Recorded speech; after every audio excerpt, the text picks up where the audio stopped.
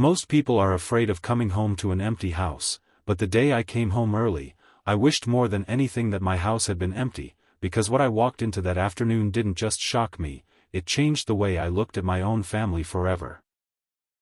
My name is Michael Turner, I'm 54 years old, and after 23 years of marriage to my wife Jennifer, I believed I knew everything about her and about the life we had built together, and I also believed I knew my son Ethan, believed I had raised him with the right values, the kind that make a man honest and respectful, but that Tuesday proved how wrong I was, because I wasn't supposed to be home that day. My business conference in Denver had ended early due to a sudden cancellation, and instead of telling anyone, I decided to come home quietly and surprise Jennifer, maybe bring her favorite Thai food, maybe sit across from her and actually talk without phones or work getting in the way, something we hadn't done properly in a long time. And I remember feeling happy on the drive back, relaxed even, but that feeling didn't last long, because the moment I turned onto my street, I felt something shift, a strange heaviness I couldn't explain, like my instincts were trying to warn me before my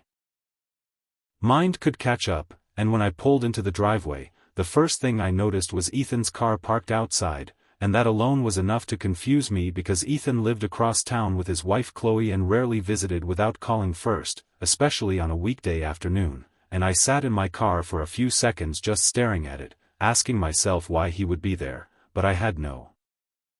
answer, so I grabbed my bag and walked to the front door, and the moment I stepped inside, the silence hit me, not the calm, peaceful kind of silence, but something heavy and uncomfortable, the kind that makes your chest tighten without knowing why, and there in the living room sat Ethan and Chloe on the couch, not watching TV, not scrolling on their phones, just sitting there like they were waiting. And what disturbed me the most was Ethan's reaction, or rather his lack of reaction, because he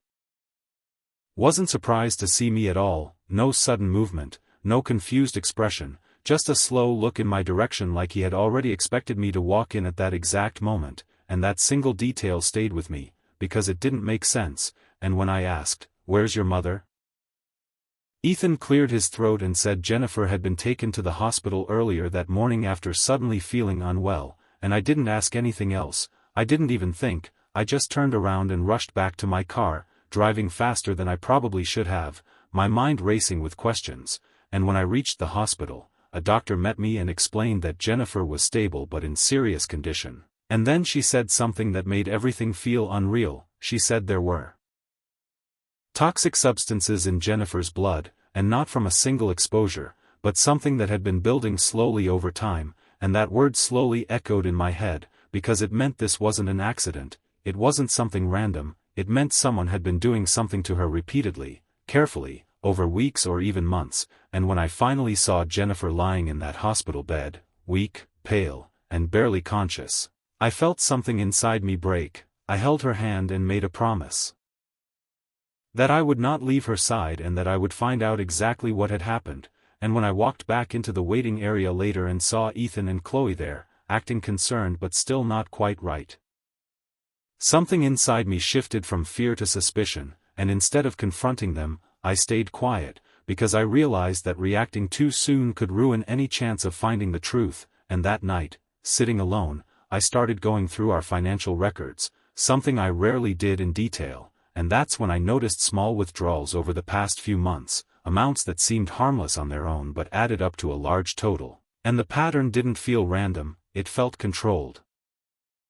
planned, and then my mind went back to something I had almost forgotten. A few months earlier Jennifer had injured her ankle and needed help around the house, and Ethan had suggested that Chloe could come by every morning to help with meals and vitamins while I was at work, and at the time I had appreciated it. I had even felt proud that my son and his wife were being so caring, but now that memory felt different, darker, and when I later asked Ethan what exactly Chloe had been giving Jennifer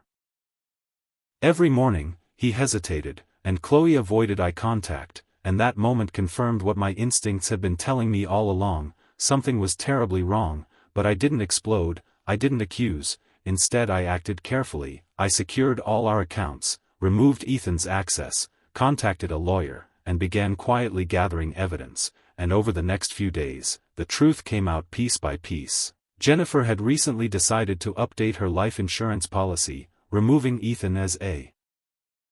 beneficiary and planning to donate the money to a charity she had been secretly building for years, something she had wanted to surprise me with, and somehow Ethan found out, and instead of accepting it or even talking to us, he chose greed. He and Chloe made a decision that no parent ever imagines their child could make. They planned to slowly poison Jennifer so she wouldn't live long enough to finalize the changes, and when I learned this, the pain I felt wasn't just anger, it was something deeper, a kind of heartbreak that comes from betrayal by your own blood. But even then, I didn't lose control. I let the law handle it, and once all the evidence was ready, the authorities were informed, and Ethan and Chloe were arrested without warning, and I stood there watching it happen, feeling older in that moment than I ever had before, and yet at the same time feeling certain that I had done the right thing, and the only thing that truly mattered in the end was that Jennifer survived. The doctors caught it in time, her treatment worked, and slowly she regained her strength, and months later she walked back into our home, alive, strong, and still herself. And life slowly began to move forward again, but I was no longer the same man, because I had learned a truth that stays with me every day, that sometimes the greatest dangers don't come from strangers, they come from the people you trust the most, and that ignoring your instincts can cost you everything, but listening to them at the right time can save a life. Advice: always trust your instincts and never ignore warning signs, no matter how small they seem. Love your family, but stay aware and don't let blind trust put you in danger. Question: if you were in Michael's place, would you forgive your own child, or would you choose justice even if it broke your heart? Moral lesson: greed destroys relationships, lies never stay hidden forever, and every bad action has consequences.